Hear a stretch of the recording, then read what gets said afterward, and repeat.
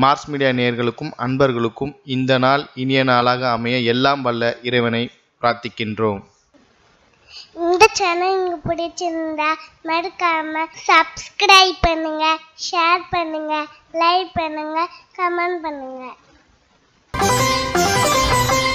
எனதுரிமை விருச்சிக ராசி நேயர்களே, இந்த பதிவில் நம்ம என்ன பார்க்க போறோம் அப்படின்னா 2025ஆம் ஆண்டு ஜனவரி மாத ராசி பலன்.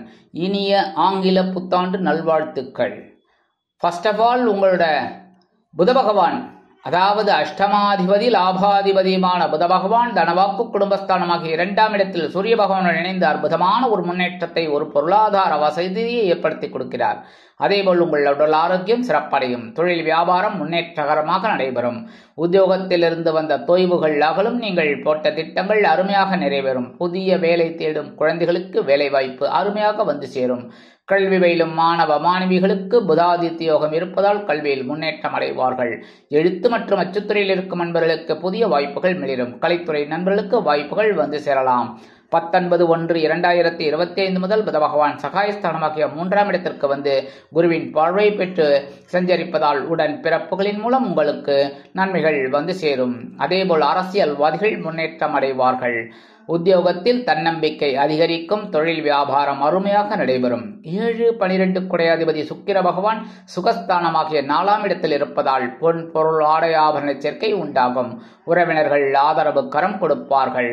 வெளியூர் பயணங்கள், வெளிநாடு பயணங்கள் செல்ல போட்ட திட்டங்கள் வெற்றியடையும். வாழ்க்கை துணை ஆதரவாக இருப்பார்கள். திடீரென எதிர்பாராத ஒரு செலவு வந்து சேரலாம். 28/1/2025 முதல் சுக்கிர பகவான் பஞ்சமஸ்தானத்திற்கு வந்து உச்சம் அடைகிறார். மீனராசி அவருக்கு உச்சம். ஆகவே நீங்கள் தொட்டதெல்லாம் பொன்னாகும். குழந்தைகள் உங்களுக்கு ஆதரவாக இருப்பார்கள். குழந்தைகளின் முன்னேற்றம் உங்களுக்கு வியக்க வைக்கும். புனித பயணங்களில் ஈடுபாடு செல்லும். பூர்வீக சொத்துக்கள் உங்கள் கைக்கு வந்து சேரலாம். குலதெய்வ பிரார்த்தனைகளை நிகழ்த்தி மகிழ்வீர்கள்.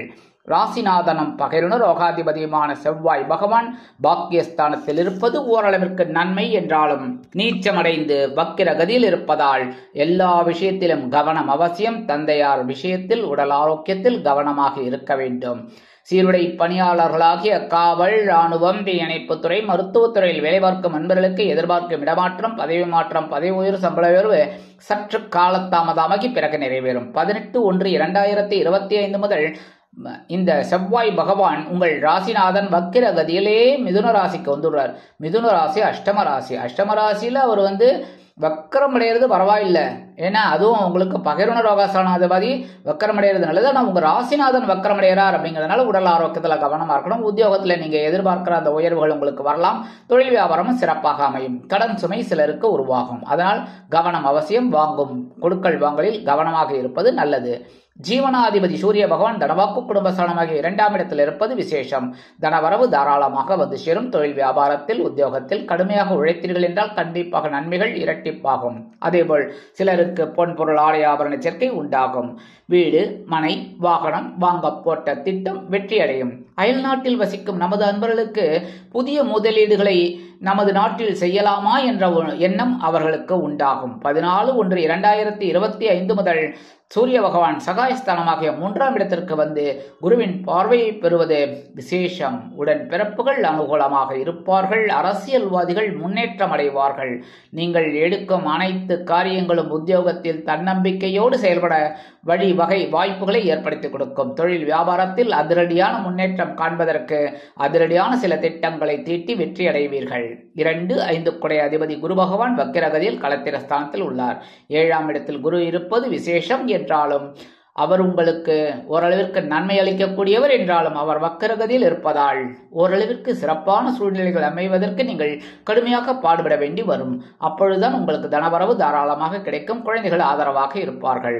இருப்பினும் குரு பகவானின் பார்வை பலம் உங்களது லாபஸ்தானத்தில் 5ஆம் பார்வையாக விழுவதால் ஓரளவிற்கு லாபங்களை நீங்கள் எதிர்பார்க்கலாம். எடுக்கும் காரியங்களில் உத்தியோகத்தில் முன்னேற்றம், தொழில் வியாபாரத்தில் முன்னேற்றம் அருமையாக வந்து சேரும். 7ஆம் பார்வையாக உங்கள் ஜென்மராசியை பார்ப்பதால் மனதில் ஓரளவிற்கு சில பிரச்சனைகள், குழப்பங்கள், சங்கடங்கள் இருந்தாலும் அதை சமாளிக்கக்கூடிய ஒரு ஆற்றலை இந்த குரு பகவான் தனது 7ஆம் பார்வையால் உங்கள் ஜென்மராசியை பார்த்து கொடுப்பார். அடுத்தபடியாக 9ஆம் பார்வையாக சகாயஸ்தானம் என்று அழைக்கப்படக்கூடிய முயற்சி ஸ்தானத்தில் ஒரு பார்வை விழுவதால் உங்கள் முயற்சிகள் சாதகமாக நிறைவேறும். உத்தியோகத்தில், தொழில், வியாபாரத்தில் சிறப்பான சூழ்நிலை அமையும். 3, 4 அதிபதி சனீஸ்வர பகவான் சுகஸ்தானமாகிய 4ஆம் இடத்தில் அர்த்தாஷ்டம சனியாக உள்ளார். 4ஆம் இடத்து அதிபதி 4ஆம் இடத்திலே இருப்பது ஓரளவிற்கு விசேஷம். சசயோகம் உள்ளது என்றாலும் கவனம் அவசியம். ஏனெனில் கேந்திரஸ்தானத்தில் இருந்தாலும் அவர் அர்த்தாஷ்டம சனியாக இருப்பதால் உடல் ஆரோக்கியத்தில் அக்கறை எடுத்துக் கொள்ளுங்கள். உறவினர்கள் விஷயத்தில் கவனமாக இருங்கள். அனாவசியமான ஒரு உறவினரை பற்றி மற்ற உறவினரிடம் ஏதாவது ஒன்று சொல்ல அது பிரச்சனைகள் ஆகலாம் என்பதால் பேசும் வார்த்தைகளில் கவனம் அவசியம். வெளியூர் அல்லது வெளிநாட்டு பயணங்களின் மூலம் சில நன்மைகள் உண்டாகும் என்றாலும் பயணங்களை மேற்கொள்ளும் பொழுது கவனம் அவசியம். அடுத்தபடியாக சாயா கிரகங்கள் என்று அழைக்கப்படக்கூடிய ராகு பகவான் பஞ்சமஸ்தானத்தில் உள்ளதால் அவ்வப்பொழுது குழப்பங்களுக்கு ஆளாவீர்கள். எடுக்கும் காரியங்களில் சிறு குழப்பங்கள் வந்து நீங்கும். ஆனாலும் குழந்தைகள் உங்களுக்கு ஆதரவாக இருப்பது மனதிற்கு மகிழ்ச்சியை கொடுக்கும். ஆன்மீக விஷயங்கள் உங்களுக்கு அற்புதமான ஒரு வாழ்க்கையை பெற்றுத்தரும். அடுத்தபடியாக ஞானக்காரகன் என்று அழைக்கப்படக்கூடிய கேது பகவான் உங்களது லாபஸ்தானத்தில் இருப்பது விசேஷம். 11ஆம் இடம் லாபம். இந்த லாபஸ்தானத்தில் அமர்ந்து கேது பகவான் ஆன்மீக ஞானத்தின் மூலம் உங்களுக்கு உத்தியோகத்தில் ஒரு பொறுப்பை கொடுத்து சிறப்பை கொடுப்பார். அதேபோல் தொழில் வியாபாரத்தில் அற்புதமான வாய்ப்புகளை கொடுத்து உங்களை உயர்வடை வைப்பார். அதன் மூலம் உங்களுக்கு எடுக்கும் காரியங்கள் அற்புதமான மன நிறைவை கொடுக்கும். குடும்பத்தில் இருந்து வந்த குழப்பங்கள் குறையும்.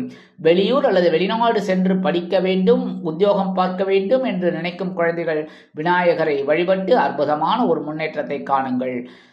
இந்த மாதம் அருமையாக இருக்க வேண்டும் என்றால் நீங்கள் செய்ய வேண்டிய சிறு பரிகாரம் என்னவென்றால் எம்பெருமான் விநாயக பெருமானை ஓம் கம் கணபதையே நமக என்று தினந்தோறும் சொல்லி வழிபாடு செய்து வாருங்கள். கேது உங்களை உயர்வடைய வைப்பார். அதன் மூலம் உங்களுக்கு வாழ்வில் சிறப்பான அம்சங்கள் உண்டாகும்.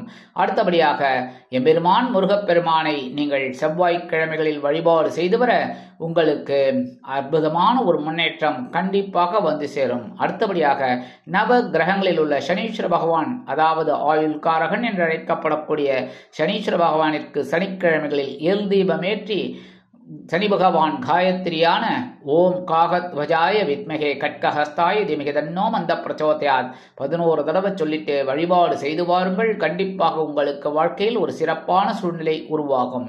ஆக இந்த சிறு பரிகாரத்தின் மூலம் 2025ஆம் ஆண்டு ஜனவரி மாதம் ஏற்றம் தரும், மாற்றம் தரும், முன்னேற்றங்களை அள்ளித்தரும் மாதமாக அமையும் என்று கூறி விடைபெறுகிறேன். நன்றி, வணக்கம். மீண்டும் ஒரு அருமையான பதிவில் நான் உங்களை மனமகிழ்ச்சியோடு சந்திக்கிறேன். வாழ்த்துக்கள். வாழ்க வளமுடன். இந்த சேனல் உங்களுக்கு பிடிச்சிருந்தா மறக்காம சப்ஸ்கிரைப் பண்ணுங்க, லைக் பண்ணுங்க, ஷேர் பண்ணுங்க.